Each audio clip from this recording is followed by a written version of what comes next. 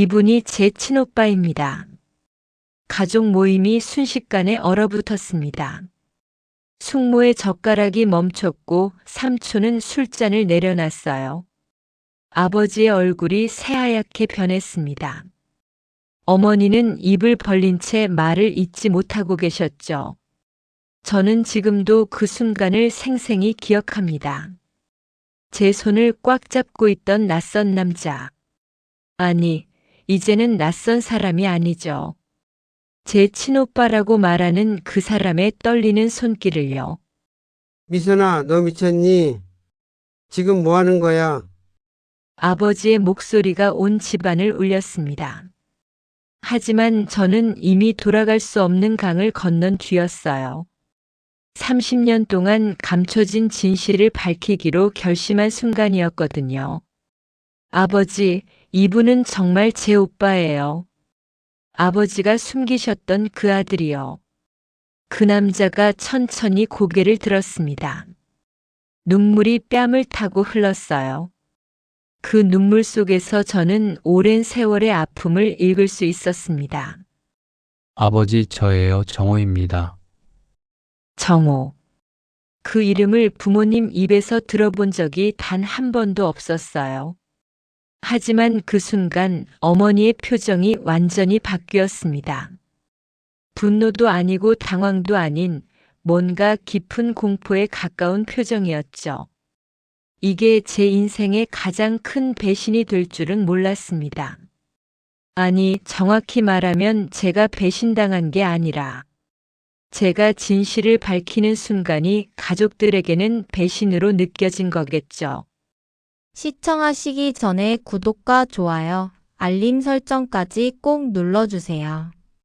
오늘 이야기 들으시면 절대 후회하지 않을 겁니다. 놓치면 평생 궁금할 충격적 반전 지금 시작합니다. 저는 김미선입니다. 42살의 평범한 회사원이에요. 아니, 평범했다고 해야겠네요. 이 일이 일어나기 전까지는 말입니다. 부모님께는 늦둥이 외동딸이었어요. 아버지는 75, 어머니는 73이시죠. 두 분 다 건강하시고 여전히 자식 농사에 열심이세요. 아니, 열심이셨다고 해야겠네요. 저는 평생 착한 딸이었습니다. 부모님 말씀 잘 듣고 공부도 열심히 했어요. 대학도 부모님이 원하시는 곳으로 갔고 직장도 안정적인 공기업을 선택했습니다. 결혼도 부모님이 소개해 주신 분과 했죠. 하지만 어쩐지 늘 부족한 사람이었어요. 뭘 해도 부모님은 만족하지 않으셨거든요. 성적이 좋으면 더 좋을 수 있었을 거라고 하셨고 좋은 직장에 들어가면 더 좋은 곳도 많다고 하셨어요. 미선이는 아직 부족해. 더 노력해야 돼. 이 말을 얼마나 많이 들었는지 몰라요. 어린 시절부터 지금까지 변하지 않는 부모님의 평가였죠. 그래서 저는 더 열심히 살았습니다. 부모님을 실망시키지 않으려고요. 제가 부모님의 유일한 자식이니까 잘해야 한다는 부담감도 컸어요. 결혼한 지 10년이 넘었지만 아이가 없어요. 남편 민수와는 잘 지내지만 아이 문제로는 많이 속상했죠. 부모님도 손자를 기다리시는데 자꾸 미안한 마음이 들었어요. 그런 제가 어떻게 이런 폭탄 선언을 하게 됐을까요? 사실 저도 믿기지 않아요. 평생 부모님 말씀을 거역해 본 적 없는 제가 이런 일을 벌일 줄은요. 그날 가족 모임에서 정호를 소개하던 순간 저는 마치 다른 사람이 된 것 같았어요. 평소에 소심하고 순종적인 미선이 아니라 진실을 말하는 용감한 사람이 된 기분이었죠. 물론 그 순간이 오기까지 많은 일들이 있었어요. 정호를 처음 만났을 때부터 지금까지 제 마음속에서는 엄청난 갈등이 있었거든요. 정호는 저보다 5살 많아요. 47살이죠. 첫인상은 조용하고 차분한 사람이었어요. 하지만 눈에서는 말할 수 없는 슬픔이 느껴졌죠. 그가 저에게 처음 다가왔을 때 저는 사기꾼이라고 생각했어요. 요즘 세상에 이런 일이 있을 리 없다고 여겼거든요. 하지만 그의 눈물을 보는 순간 뭔가 다르다는 걸 느꼈습니다. 미선아, 나는 너를 평생 찾아 헤맸다. 그의 목소리에는 거짓이 없었어요. 오랜 세월의 그리움과 아픔이 고스란히 담겨 있었죠. 그날 이후 제 인생은 완전히 바뀌었습니다. 평범했던 일상이 흔들리기 시작했어요. 믿고 있던 모든 것들이 의심스러워졌죠. 부모님은 정말 저 하나뿐인 자식이라고 생각하고 계셨을까요? 아니면 다른 자식이 있다는 걸 알면서도 숨기고 계셨던 걸까요? 그 답을 찾기 위해 저는 긴 여정을 시작했습니다. 그리고 오늘 가족 모임에서 그 결과를 발표한 거예요. 정호야, 정말 너냐? 할아버지 뻘 되는 큰아버지가 떨리는 목소리로 물어보셨어요. 정호는 고개를 끄덕였습니다. 큰아버지, 안녕하세요. 정호입니다. 그 순간 큰아버지의 눈에서도 눈물이 흘렀어요. 그제야 저는 확신할 수 있었습니다. 정호는 정말 제 오빠였던 거예요. 제가 어떤 사람인지 좀 더 자세히 말씀드릴게요. 김미선, 42살. 서울 강남구에서 남편과 단둘이 살고 있어요. 남편 민수는 같은 나이예요. 중견기업에서 과장으로 일하고 있죠. 성격이 온화하고 착해요. 저와는 정반대로 욕심이 별로 없는 사람이에요. 그래서인지 승진도 늦은 편이고 연봉도 그리 높지 않아요. 하지만 저는 민수가 좋아요. 저를 있는 그대로 받아들여 주거든요. 부모님처럼 더 잘해야 한다고 다그치지도 않고 제가 실수해도 따뜻하게 감싸주어요. 우리 부부의 가장 큰 아픔은 아이가 없다는 거예요. 결혼 초기에는 자연스럽게 생길 거라고 생각했는데 시간이 갈수록 어려워졌죠. 병원도 여러 곳 다니고 시술도 받아봤지만 소용없었어요. 부모님은 이 일로 저를 많이 원망하세요. 특히 어머니는 노골적으로 표현하시죠. 미선아, 넌 도대체 뭘 하는 거냐? 시집간 지 10년이 넘었는데 아직도 애가 없다니. 이런 말씀을 들을 때마다 가슴이 아팠어요. 제가 원해서 아이가 없는 게 아닌데 마치 제가 고의로 그러는 것처럼 말씀하시거든요. 그래도 저는 부모님을 원망하지 않으려고 노력했어요. 두 분이 손자를 간절히 원하시는 마음을 이해하거든요. 특히 외동딸인 저만 바라보고 계시니까 더 그러실 거예요. 제 직장은 한국전력공사예요. 격리부에서 15년째 일하고 있어요. 업무는 단조롭지만 안정적이죠. 부모님이 원하시던 바로 그런 직장이에요. 미선이는 공기업에 다니니까 안정적이야. 정년까지 보장되고. 부모님은 항상 이렇게 말씀하세요. 하지만 제가 정말 이 일을 좋아하는지는 한 번도 물어보신 적 없어요. 사실 저는 어릴 때 화가가 되고 싶었어요. 그림 그리는 걸 좋아했거든요. 고등학교 때까지도 미술부에서 활동했고 대학도 미술대학에 가고 싶었어요. 하지만 부모님이 반대하셨죠. 그런 걸로는 먹고 살 수 없어. 안정적인 길로 가야 한다. 결국 저는 경영학과에 들어갔어요. 그림은 취미로만 그리게 됐죠.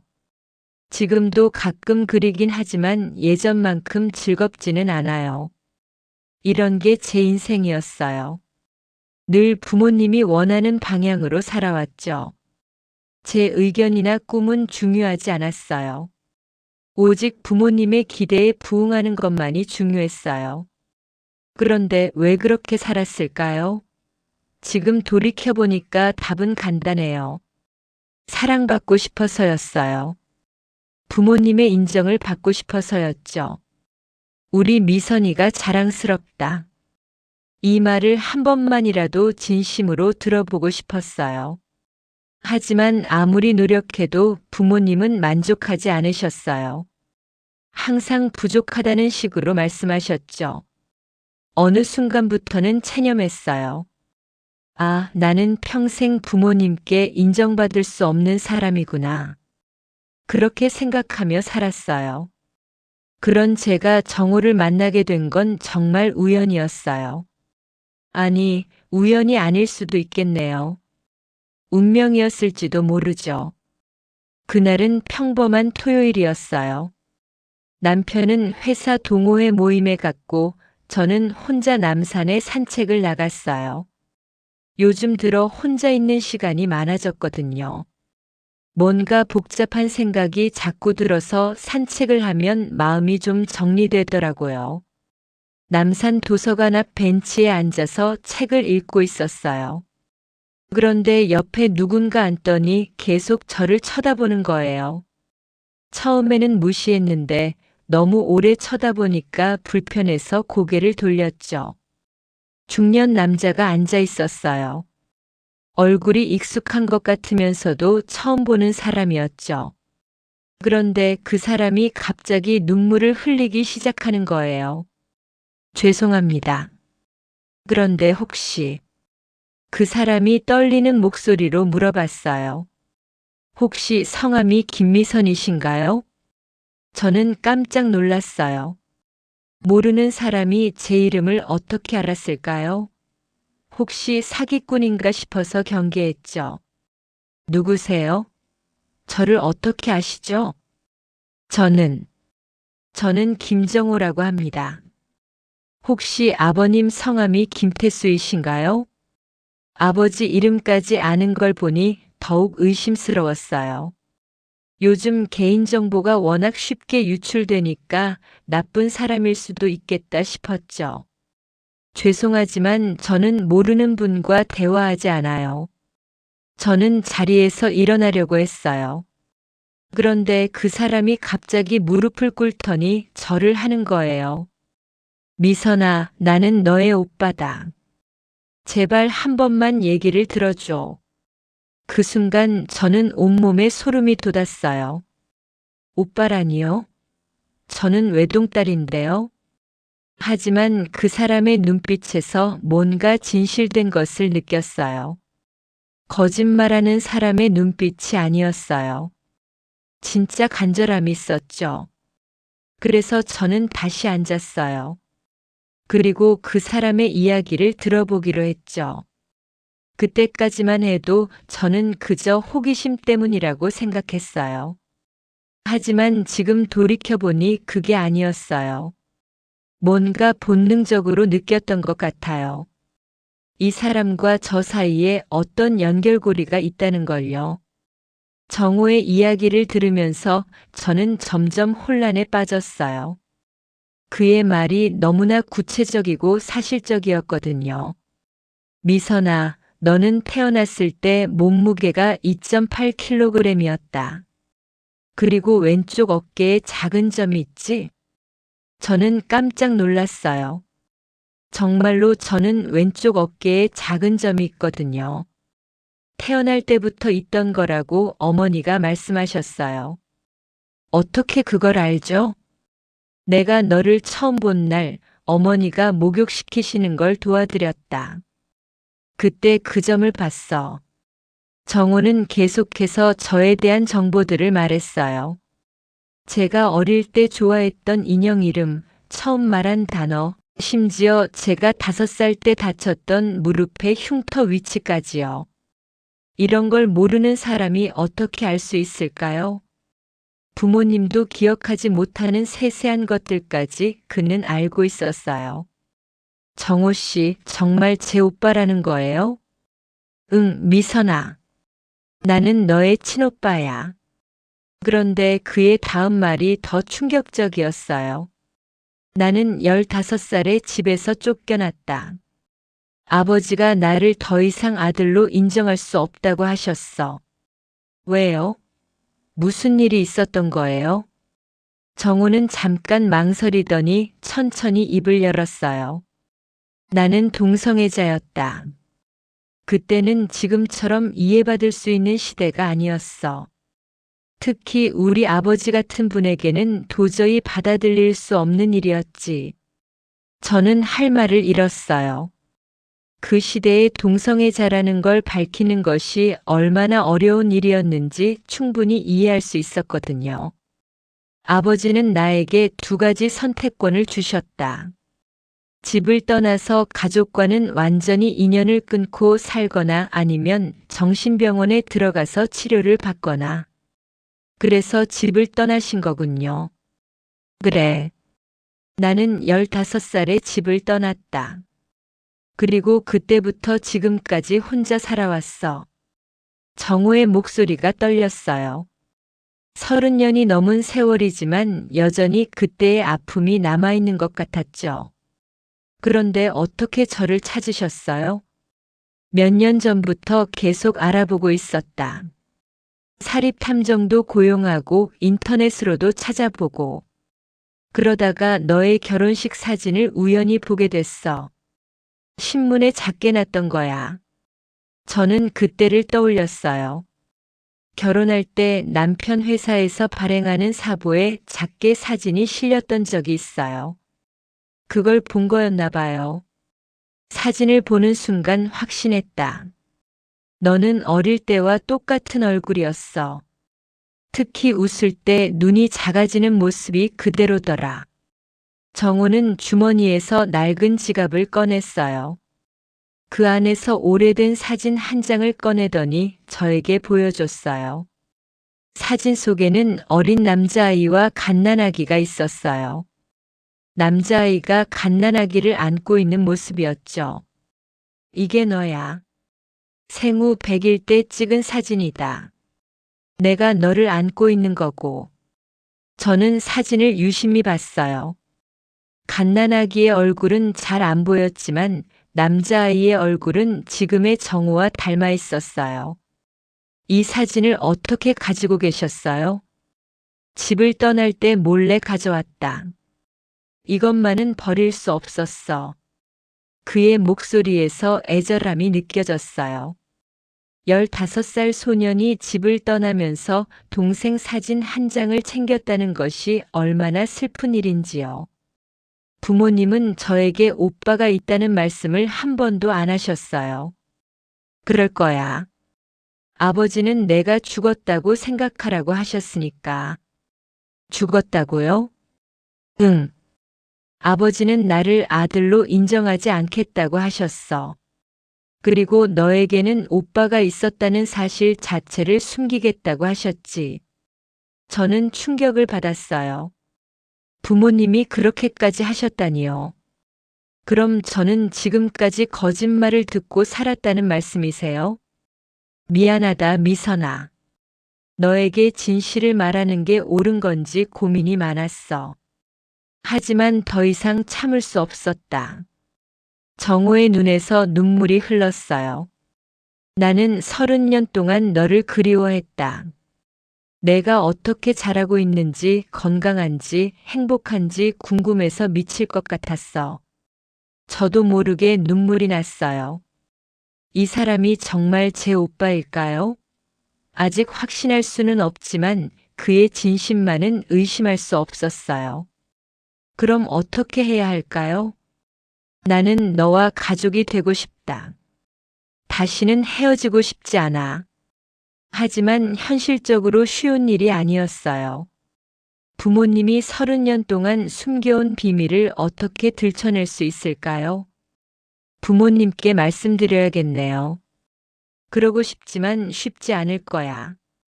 아버지는 완고하신 분이시거든. 정호의 말이 맞았어요. 아버지는 한번 결정하시면 절대 바꾸지 않는 분이에요. 고집이 세시죠. 그래도 시도는 해봐야겠어요. 이대로 넘어갈 수는 없어요. 그날 저는 정호와 오랫동안 이야기했어요. 그가 어떻게 살아왔는지, 어떤 아픔을 겪었는지 자세히 들었죠. 정말 힘든 인생을 사셨더라고요. 15살에 집을 떠나서 혼자 살아야 했잖아요. 학교도 제대로 다니지 못했고 아르바이트를 하면서 생계를 꾸렸대요. 그래도 포기하지 않고 검정고시를 치르고 야간 대학에 진학했어요. 지금은 작은 인쇄소를 운영하고 있다고 했어요. 힘들지 않으셨어요? 힘들었지. 특히 명절 때가 제일 외로웠어. 다른 사람들은 다 가족과 함께 있는데 나 혼자 방에서 라면 끓여 먹고 있으면 정말 서러웠다. 저는 가슴이 아팠어요. 제가 가족의 사랑을 받으며 자랄 때 정호는 혼자서 모든 걸 견뎌내야 했던 거예요. 그날 이후 저는 정호와 자주 만났어요. 처음에는 의심스러웠지만 시간이 갈수록 그가 정말 제 오빠라는 확신이 들었어요. 우리는 같은 취향이 많았어요. 좋아하는 음식도 비슷하고 음악도 비슷했죠. 무엇보다 말하는 버릇이나 몸짓이 닮아 있었어요. 남편에게도 말했어요. 민수는 처음에는 놀랐지만 이해해 주었어요. 미선아, 정말 내 오빠라면 가족으로 받아들여야지. 남편의 이런 반응이 고마웠어요. 하지만 정작 부모님에게는 아직 말하지 못했어요. 어떻게 시작해야 할지 모르겠더라고요. 그런데 그날 저는 결심했어요. 가족 모임에서 모든 걸 밝히기로 말이에요. 하지만 진실을 밝히는 것은 생각보다 훨씬 어려웠어요. 가족들의 반응이 제 예상을 뛰어넘었거든요. 미선아, 너 정신 나갔니? 지금 뭔 소리를 하는 거야? 아버지의 목소리가 온 집안을 진동시켰어요. 그 순간 정호가 제 손을 더 꽉 잡았죠. 떨리는 손길에서 그의 긴장감이 고스란히 전해졌어요. 아버지, 이분은 정말. 닥쳐. 한마디도 더 하지 마. 아버지가 이렇게 화내시는 걸 처음 봤어요. 평소에도 엄하셨지만 지금은 분노를 넘어서 공포에 가까운 감정이 느껴졌죠. 어머니는 아직도 말을 못하고 계셨어요. 얼굴이 새하얗게 질려서 마치 유령을 본 것 같은 표정이었죠. 손으로 가슴을 움켜쥐고 계셨어요. 어머니, 괜찮으세요? 제가 다가가려고 하니까 어머니가 손을 내저으셨어요. 미선아, 너 지금 우리를 죽이려고 작정했니? 이게 뭔 짓이야? 그때까지도 저는 이해할 수 없었어요. 가족이 늘어나는 게 나쁜 일인가요? 오빠가 돌아온 건데 왜 이렇게 반대하실까요? 삼촌이 정호를 유심히 쳐다보더니 중얼거렸어요. 얼굴이 정말 비슷하네. 형님, 말도 안 되는 소리 하지 마세요. 아버지가 삼촌에게 소리쳤어요. 하지만 삼촌은 계속 정호를 바라봤어요. 태수야, 이 사람이 정말 정호가 아닐까? 어릴 때 모습이 그대로야. 그런 사람은 없어요. 우리 집의 아들은 미선이 하나뿐이에요.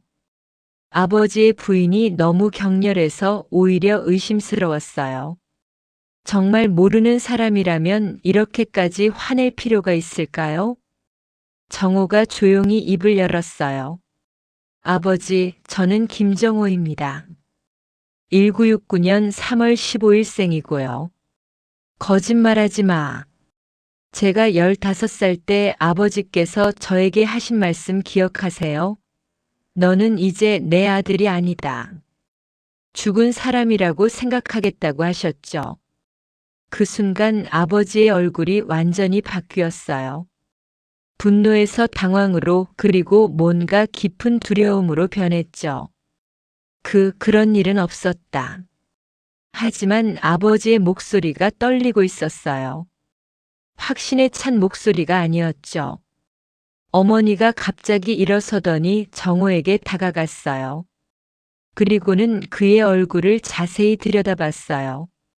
정말. 정호니? 어머니. 정호의 눈에서 눈물이 쏟아졌어요. 어머니도 눈물을 흘리기 시작했어요. 어머니 보고 싶었어요. 정말 많이 보고 싶었어요. 정호야, 내 아들아. 어머니와 정호가 포옹했어요. 30년 만의 재회였죠. 보고 있던 모든 사람들이 눈물을 흘렸어요. 하지만 아버지만은 달랐어요. 안 돼. 이건 안 돼. 아버지가 어머니와 정호를 떼어놓았어요.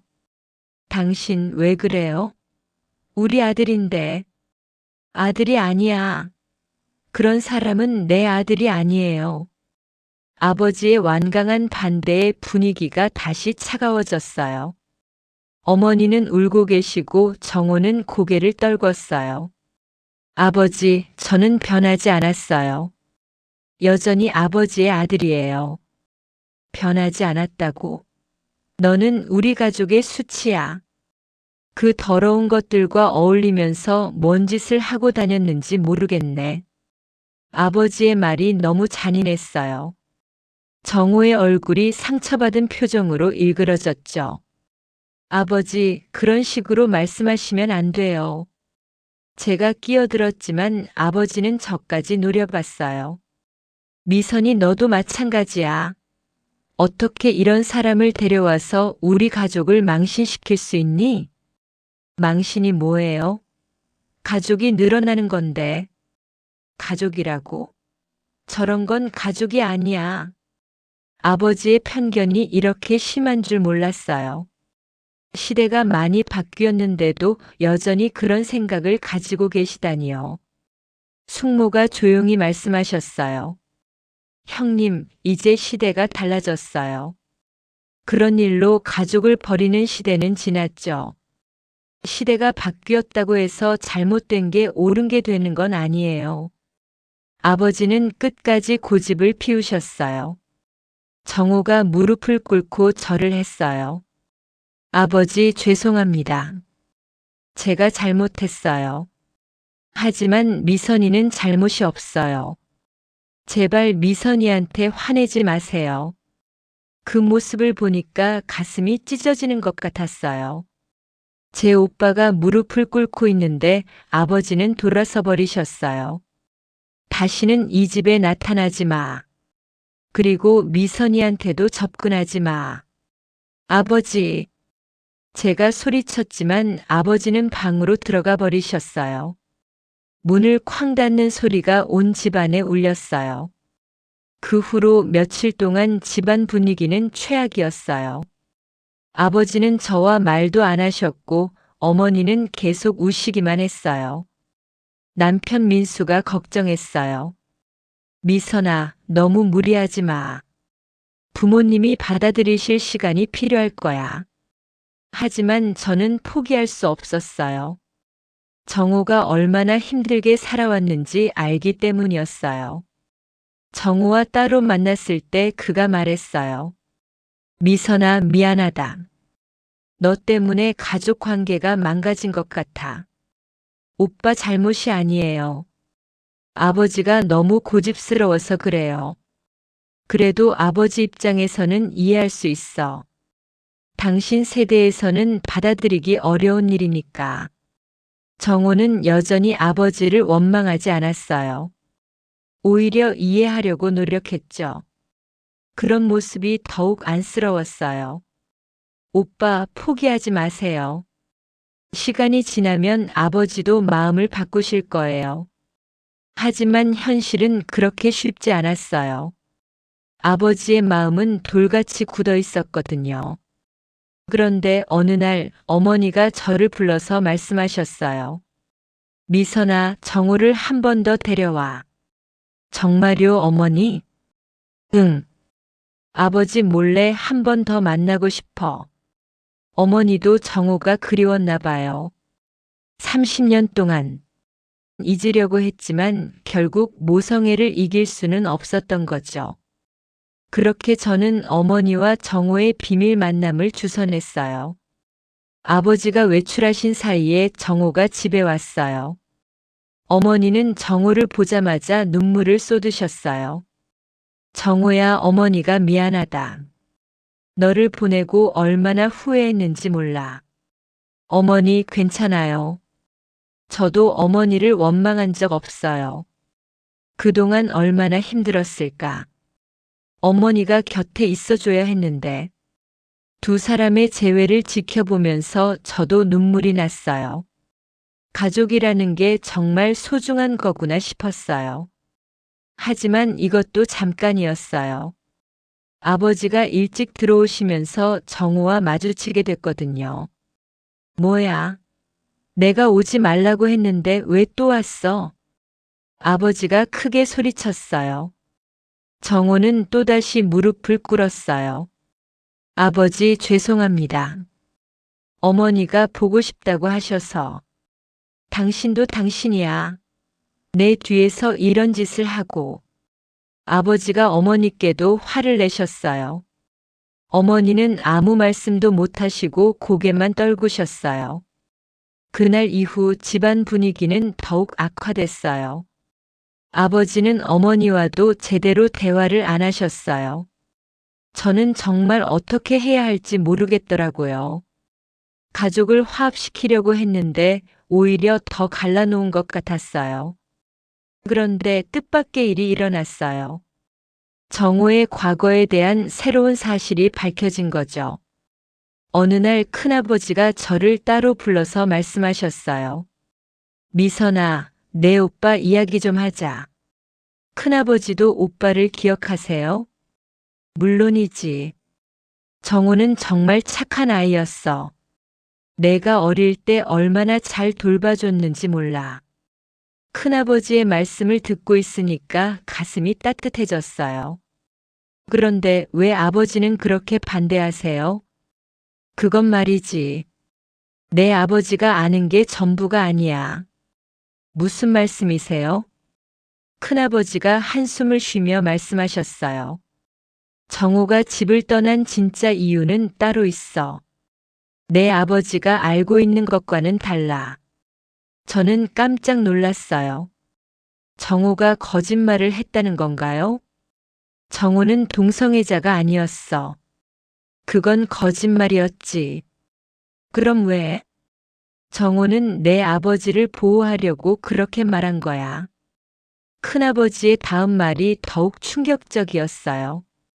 사실은 내 아버지가 사업 실패로 큰 빚을 졌을 때가 있었어. 그때 정호가 모든 걸 떠안고 집을 떠난 거야. 빚을 떠안았다고요? 응. 정호가 15살이었지만 성인인 척하고 보증을 섰어. 그 바람에 정호가 모든 책임을 져야 했지. 저는 믿을 수 없었어요. 그럼 정호는 아버지를 위해서 희생한 거였나요? 그런데 왜 동성애자라고 거짓말을 했어요? 그래야 내 아버지가 포기하실 거라고 생각했거든. 정말로 아들을 버리고 싶지 않으셨으니까. 큰아버지의 말을 듣고 있으니까 모든 게 달라 보였어요. 정호는 가해자가 아니라 피해자였던 거예요. 그럼 아버지도 이 사실을 모르세요? 모를 거야. 정호가 진짜 이유를 말하지 않았으니까. 저는 즉시 정호를 만나러 갔어요. 사실을 확인해야 했거든요. 오빠, 큰아버지가 말씀하신 게 정말이에요? 정호는 잠깐 당황하더니 고개를 끄덕였어요. 미안하다, 미선아. 거짓말을 해서. 왜 그런 거짓말을 하셨어요? 진짜 이유를 말하면 아버지가 더 괴로워하실 것 같았어. 차라리 나를 미워하시는 게 낫겠다고 생각했지. 정호의 희생정신이 대단했어요. 자신이 모든 오해를 받으면서도 아버지를 보호하려고 했던 거예요. 그럼 지금까지 혼자서 빚을 갚고 계셨던 거예요? 응. 다 갚았어. 몇 년 전에 마지막 빚까지 다 정리했지. 오빠. 저는 눈물이 났어요. 이런 사실을 알고도 아버지가 계속 반대하실까요? 아버지께 진실을 말씀드려야겠어요. 안 돼, 미선아. 아직 때가 아니야. 언제까지 이런 오해를 안고 살 거예요? 하지만 정호는 고개를 저었어요. 아버지가 진실을 받아들일 준비가 돼야 해. 지금은 아직 그때가 아닌 것 같아. 그런데 며칠 후 더 놀라운 사실이 밝혀졌어요. 어머니가 저를 불러서 말씀하신 건데요. 미선아, 사실 어머니도 알고 있었어. 뭘 알고 계셨어요? 정호가 아버지를 위해서 희생했다는 것 말이야. 저는 더욱 놀랐어요. 어머니도 알고 계셨다니요. 그럼 왜 지금까지 가만히 계셨어요? 아버지가 너무 괴로워하시는 것 같아서. 진실을 알면 더 힘들어 하실 것 같았거든. 결국 우리 가족 모두가 서로를 생각해서 거짓말을 하고 있었던 거예요. 정호는 아버지를 위해, 어머니는 아버지를 위해, 그리고 아버지는 체면을 위해서요. 어머니, 이제 진실을 말해야 해요. 그럴까? 하지만 아버지가 받아들이실 수 있을까? 해봐야 알죠. 계속 이렇게 살 수는 없어요. 어머니도 동의하셨어요. 이제 진실을 밝힐 때가 됐다고 생각하신 거죠. 그런데 그때 또 다른 일이 일어났어요. 아버지가 갑자기 쓰러지신 거예요. 병원에서 검사를 받아보니 심근경색이었어요. 다행히 큰 문제는 없었지만 며칠 입원해야 한다고 했어요. 스트레스 때문인 것 같습니다. 최근에 큰일이 있으셨나요? 의사 선생님이 물어보시더라고요. 저는 대답할 수가 없었어요. 제가 아버지를 이렇게 만든 건 아닐까 싶어서요. 병실에서 아버지가 말씀하셨어요. 미선아, 아버지가 너무 화를 냈나? 아니에요, 아버지. 정호 일로 너무 스트레스 받지 마. 아버지가 알아서 할 테니까. 그 순간 저는 결심했어요. 아버지께 모든 진실을 말씀드리기로요. 병실에서 저는 아버지께 모든 진실을 털어놨어요. 아버지, 제가 말씀드릴 게 있어요. 뭔데? 오빠가 동성애자가 아니에요. 그건 거짓말이었어요. 아버지의 표정이 변했어요. 무슨 소리야? 오빠는 아버지를 위해서 모든 빚을 떠안고 집을 떠난 거예요. 그때 15살이었는데도 성인인 척하고 보증을 선 거죠. 저는 큰아버지에게 들은 이야기를 차근차근 말씀드렸어요. 아버지는 말없이 들으시더니 갑자기 눈물을 흘리기 시작하셨어요. 그럴 리가 없어. 정말이에요, 아버지. 오빠는 아버지를 보호하려고 그런 거짓말을 했어요. 아버지가 천장을 바라보시며 중얼거렸어요. 내가 뭘 한 거지? 그때 정호가 병실에 들어왔어요. 아버지가 입원했다는 소식을 듣고 온 거였어요. 아버지, 괜찮으세요? 정호가 걱정스러운 목소리로 물어봤어요. 아버지는 정호를 보더니 더 큰 소리로 울기 시작하셨어요. 정호야, 미안하다. 아버지가 잘못했다. 아버지, 너를 오해했구나. 내가 나를 위해서. 아버지는 끝까지 말씀을 잊지 못하셨어요. 너무 죄책감이 크신 것 같았어요. 정호가 아버지 곁으로 다가갔어요. 아버지, 괜찮아요. 저는 아버지를 원망한 적 없어요. 어떻게 원망하지 않을 수 있냐? 15살짜리를 혼자 내보냈는데. 그때 그럴 수밖에 없으셨잖아요. 저도 이해해요. 정호의 너그러운 마음이 아버지를 더욱 눈물 짓게 만들었어요. 정호야, 용서해다오. 아버지, 용서할 게 뭐 있어요? 저는 아버지 아들이에요. 그때 어머니도 병실에 들어오셨어요. 가족이 모두 한자리에 모인 거죠. 여보, 이제 정호를 받아들여요. 우리 아들이잖아요. 어머니의 말씀에 아버지가 고개를 끄덕이셨어요. 그래, 우리 아들이지. 드디어 아버지가 정호를 인정하신 거예요. 30년 만에 화해였죠. 정호가 아버지 손을 잡았어요. 아버지 사랑해요. 나도 사랑한다, 정호야. 미안하다. 병실에서 우리 가족은 서로 껴안고 울었어요. 그 누구도 말하지 않았지만 모두가 느끼고 있었어요. 이제야 진짜 가족이 됐다는 걸요. 하지만 아직 끝나지 않았어요. 아버지가 퇴원하신 후 우리는 다시 가족회의를 열었어요. 이번에는 정호도 함께요. 정호야, 그동안 고생 많았다. 삼촌이 정호의 어깨를 두드리며 말씀하셨어요.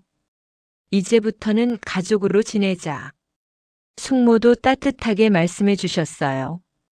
정호의 눈에서 기쁨의 눈물이 흘렀어요. 고맙습니다. 이제야 진짜 집에 온 것 같아요. 그리고 아버지가 중요한 발표를 하셨어요. 정호야, 내가 갚은 빚을 내가 다시 갚겠다. 아버지, 그럴 필요 없어요. 이미 다 갚았는걸요. 아니다. 그건 내가 져야 할 빚이었어. 내가 대신 갚을 이유가 없었지. 아버지는 자신의 잘못을 끝까지 책임지려고 하셨어요. 대신 조건이 있다. 네. 이제부터 우리 가족으로 살아라. 혼자 사는 건 그만두고. 정호가 감동받았어요. 정말요, 아버지? 그래. 내 방도 그대로 있다. 돌아와라. 30년 만에 정호가 집으로 돌아오게 된 거예요. 그날 밤 저는 정호와 오랫동안 이야기했어요. 오빠, 이제 정말 가족이 됐네요. 응, 고마워, 미선아. 내가 아니었으면 이런 일은 없었을 거야. 전 당연한 일을 했을 뿐이에요. 정호가 제 손을 잡았어요. 너는 내 자랑스러운 동생이야. 그 말을 들으니까 가슴이 벅찼어요. 평생 부모님께 인정받고 싶었는데 오빠에게는 인정받은 것 같았거든요. 오빠도 제 자랑스러운 오빠예요. 우리는 서로 껴안고 울었어요.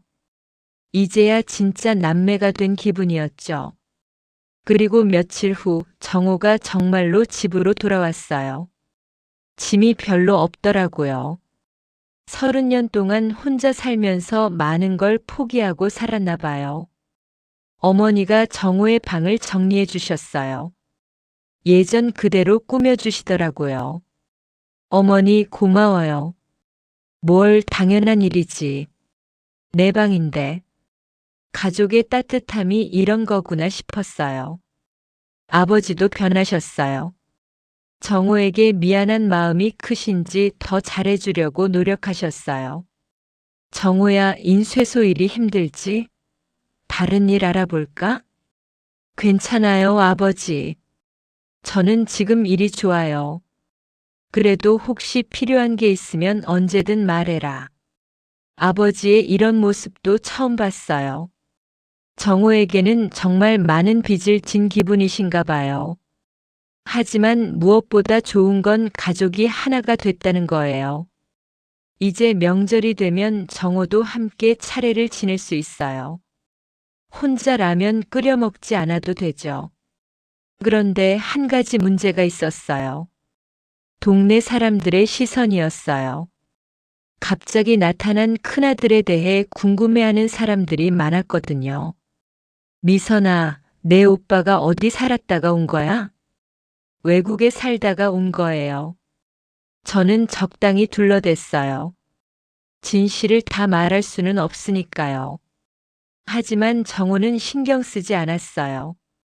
미선아, 뭐라고 하든 상관없어. 이제 가족과 함께 있으니까 그걸로 충분해. 정호의 이런 마음가짐이 대단했어요. 30년간의 외로움을 견뎌낸 사람답더라고요. 그렇게 우리 가족은 새로운 시작을 하게 됐어요. 정호가 돌아온 후로 집안 분위기가 완전히 바뀌었어요. 더 밝고 따뜻해졌죠. 특히 부모님이 많이 변하셨어요. 정호에 대한 죄책감 때문인지 더 자상해지셨어요. 저에게도 예전보다 따뜻하게 대해주시고요. 미선아, 내가 정호를 찾아줘서 고맙다. 어머니가 이렇게 말씀하실 때마다 뿌듯했어요. 평생 처음으로 부모님께 도움이 되는 일을 한 것 같았거든요. 정호가 집에 돌아온 지 한 달이 지났을 때 우리 가족에게 또 다른 변화가 일어났어요. 남편 민수가 정호와 친해진 거예요. 처음에는 어색해했는데 시간이 지나니까 형제처럼 지내더라고요. 형, 주말에 같이 등산 갈까요? 그래, 민수야. 좋은 생각이다. 둘이 함께 나가는 모습을 보면 흐뭇했어요. 민수에게도 형이 생긴 셈이니까요. 그리고 정호 덕분에 우리 부부에게도 좋은 소식이 있었어요. 임신을 한 거예요. 사실 포기하고 있었거든요. 나이도 많고 해서 이제는 힘들 거라고 생각했는데 정말 뜻밖의 선물이었어요. 미선아, 정말이야? 남편이 기뻐서 어쩔 줄 몰라 했어요. 응, 병원에서 확인했어. 부모님도 무척 기뻐하셨어요. 특히 어머니는 눈물까지 흘리셨어요. 드디어 손자를 볼 수 있겠네. 정호도 기뻐했어요. 내가 삼촌이 되는 거야? 정말 신난다. 가족 모두가 기뻐하는 모습을 보니까 이런 게 행복이구나 싶었어요. 의사 선생님이 말씀하시기를 스트레스가 많이 줄어들어서 임신이 가능했을 거라고 하더라고요. 정호를 찾은 후로 마음이 편해져서 그런가 봐요. 역시 가족이 화목해야 모든 일이 잘 되는 법이지. 큰아버지가 이렇게 말씀하시니까 정말 그런 것 같았어요. 정호의 일도 잘 풀렸어요. 아버지가 다른 일자리를 알아봐 주신 거예요. 정호야, 내 친구가 인쇄회사를 하는데 관리직이 하나 비었다고 해. 아버지, 지금 일도 괜찮은데요. 아니다. 내가 능력이 있는데 왜 작은 인쇄소에서 고생해야 하니? 아버지의 배려였어요. 그동안 못해준 것을 보상하고 싶으신 거죠. 결국 정호는 더 좋은 조건의 회사로 이직했어요. 연봉도 많이 올랐고 근무 환경도 좋아졌어요. 고마워요, 아버지. 이런 기회를 주셔서. 뭘 당연한 일이야. 내 아들인데. 아버지도 정호를 대하는 태도가 완전히 바뀌셨어요.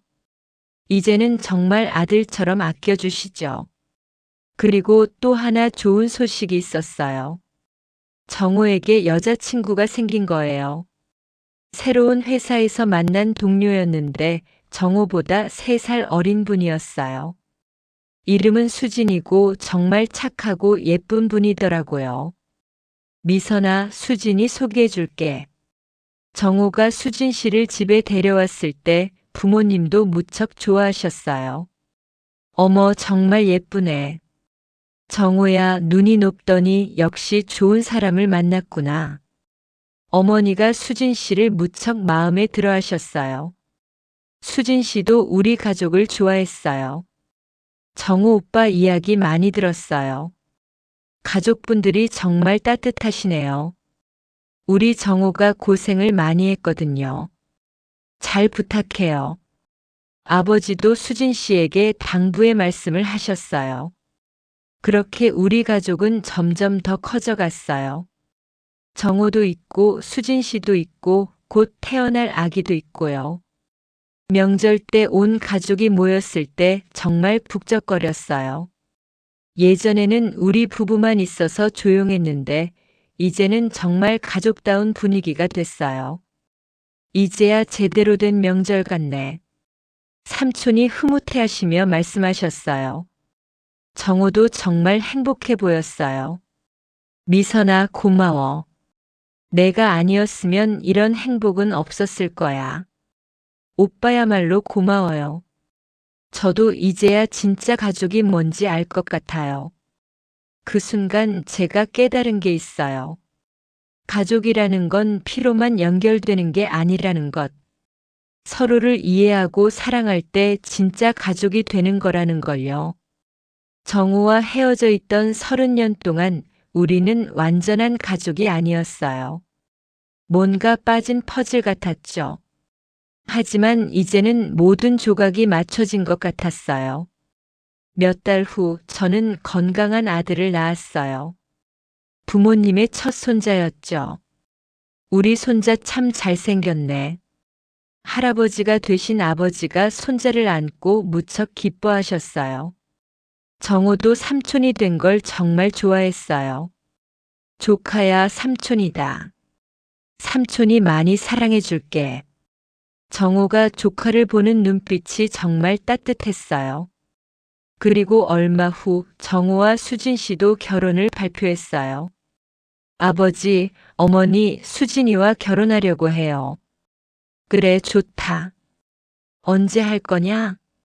아버지도 흔쾌히 허락해 주셨어요. 정우의 결혼식은 정말 감동적이었어요. 아버지가 정우의 손을 잡고 신부에게 인도하시는 모습을 보면서 많은 사람들이 눈물을 흘렸어요. 특히 저는 너무 감동받아서 계속 울었어요. 오빠가 이렇게 행복해하는 모습을 보니까 제가 다 뿌듯했거든요. 미선아, 울지 마. 기쁜 날인데. 정우가 저를 위로해 줬어요. 기뻐서 우는 거예요, 오빠. 정말 기쁜 눈물이었어요. 오빠가 마침내 자신의 가족을 만들게 됐으니까요. 결혼 후에도 정호는 우리 집 근처에 살았어요. 자주 놀러와서 가족들과 시간을 보냈죠. 이제 정말 완벽한 가족이 됐네. 어머니가 모든 가족이 모인 자리에서 말씀하셨어요. 정말 그랬어요. 우리는 이제 완벽한 가족이 됐어요. 지금 이 이야기를 하고 있는 저는 정호를 찾은 지 3년이 지난 시점이에요. 그동안 정말 많은 일들이 있었죠. 제 아들은 이제 2살이 되었어요. 정호 삼촌을 무척 좋아해요. 정호도 조카 바보가 되어서 시간만 나면 놀러와요. 삼촌. 아들이 정호를 보고 달려가는 모습을 볼 때마다 흐뭇해요. 제가 어릴 때 오빠와 함께 보낸 시간은 기억나지 않지만 아들은 삼촌과의 추억을 평생 간직할 수 있을 거예요. 정우와 수진 씨도 곧 아이가 태어날 예정이에요. 임신 7개월째거든요. 미선아, 조카가 태어나면 우리 아들과 함께 키우자. 좋아요, 오빠. 사촌끼리 사이좋게 자라겠네요. 부모님도 곧 손자, 손녀가 하나 더 생긴다고 무척 기뻐하세요. 이제는 정말 대가족이 될 거예요. 돌이켜보면 정우를 만나기 전과 후에 제 인생은 완전히 달라요. 그전에는 항상 뭔가 부족한 느낌이었는데 지금은 정말 충만해요. 가장 큰 변화는 부모님과의 관계예요. 예전에는 늘 인정받으려고 애썼는데 이제는 그럴 필요가 없어졌어요. 정우를 찾아준 것만으로도 부모님이 저를 충분히 인정해 주시거든요. 미선이 덕분에 우리 가족이 완전해졌다. 어머니가 이런 말씀을 하실 때마다 뿌듯해요. 평생 들고 싶었던 말이었거든요. 아버지도 많이 변하셨어요. 예전처럼 완고하지 않으시고 가족의 감정을 더 이해하려고 노력하세요. 미선아, 아버지가 너무 엄했나? 앞으로는 더 따뜻하게 대해줄게. 이런 말씀을 들을 때마다 가슴이 따뜻해져요. 정우는 어떨까요? 30년 만에 가족을 되찾은 정우의 심정은 어떨까요? 미선아, 나는 매일이 꿈만 같다. 이렇게 행복한 날이 올 줄 몰랐어. 정우가 가끔 이런 말을 해요. 그럴 때마다 가슴이 아프면서도 기뻐요. 그동안 얼마나 외로웠을지 상상이 되거든요. 하지만 이제는 괜찮아요. 정우도 따뜻한 가족의 품에서 행복하게 살고 있으니까요. 가끔 생각해봐요. 만약 그날 남산에서 정호를 만나지 않았다면 어떻게 됐을까? 아마 평생 모르고 살았을 거예요. 정호도 계속 혼자였을 테고 저희 가족도 불완전한 채로 살았겠죠. 운명이란 게 정말 신기한 것 같아요. 그날 그 시간에 그 장소에서 만난 게 우연일까요? 아니면 정말 운명이었을까요? 저는 운명이었다고 생각해요. 가족은 피로 연결되어 있으니까 언젠가는 만나게 되어 있었던 거라고 생각해요. 이 일을 통해서 제가 깨달은 것들이 많아요. 첫째, 가족의 소중함이에요. 당연하게 여겼던 가족이 얼마나 소중한 존재인지 알게 됐어요. 함께 있을 때는 몰랐는데 정우와 헤어져 살았던 시간을 생각하니까 정말 아깝더라고요. 둘째, 편견의 위험성이에요. 아버지가 가지고 계셨던 편견 때문에 가족이 이산 가족이 될 뻔했어요. 사람을 판단할 때는 편견을 버리고 진실을 봐야 한다는 걸 배웠어요. 셋째, 용기의 중요성이에요. 만약 제가 용기를 내지 않았다면 정호를 가족으로 받아들이지 못했을 거예요. 때로는 용기를 내서 옳은 일을 해야 한다는 걸 깨달았어요. 넷째, 사랑의 힘이에요. 정호가 30년 동안 가족을 그리워한 마음, 그리고 저희가 정호를 받아들인 마음이 모든 걸 가능하게 만들었어요. 사랑이 얼마나 큰 힘인지 느꼈어요. 마지막으로 진실의 중요성이에요. 거짓말로 덮어둔 진실은 언젠가 밝혀지게 되어 있어요. 차라리 처음부터 진실을 말하는 게 낫겠더라고요. 지금도 가끔 생각해요. 세상에는 저희와 같은 상황에 있는 가족들이 또 있을까? 서로 그리워하면서도 만나지 못하고 있는 가족들 말이에요. 만약 그런 분들이 이 이야기를 듣고 계신다면 용기를 내시길 바라요.